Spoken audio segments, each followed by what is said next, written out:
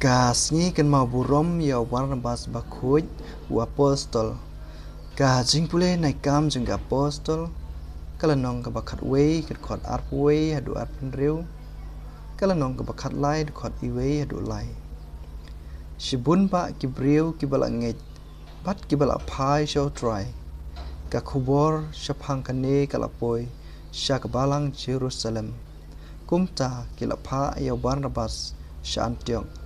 Haba ula poi bat yo I kat no blay ula karku ya kibriu. Ubala sngiu ba bat ula kentu ya baro banya net scam how try da kada nut jongki baro. U Barnabas ulong ubriu ubha wadap daw men simba khoi bat kejingej bat bun ba kibriu kila yasno shall try. Namta u Barnabas ula lej syatersu banwat yau Saulus Wanda ula syam ya ula wan yalam ya sya Antiok. Baro sisnem kanti kini arngut kila ikentu ya kibriu jong kabalang. Bat kila hikai shibun upaj ba. Dei Antiok ba ya kisenran lakot nengkong Kristan. Ha kabalang kaba Antiok keladon katok nengut kinong ya tulupa bat kinong hikai. U Barnabas Simon ubakot ubayong Lucius nakerini umane ya uba pensan perengba bat u Herod tetrak. Bat u Saulus katba kidangle ya kane kaniam karukom. Yau try bat ki jingsha jingit umen simbakoj ulaong ki. Tu pen kerpang nak benta jonga ya Barnabas bat u Saulus. Bakine kinle ya kakam kabangala mang nak benta jongki.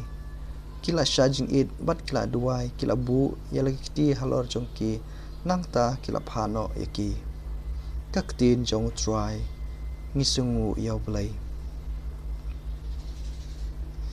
Ka jingpule na gospel bakuj kat kum Matius kala nong bashpau kat khot nyeu hadu khat lai. Kilej bat to yalam. Ka hima ublay kalajan.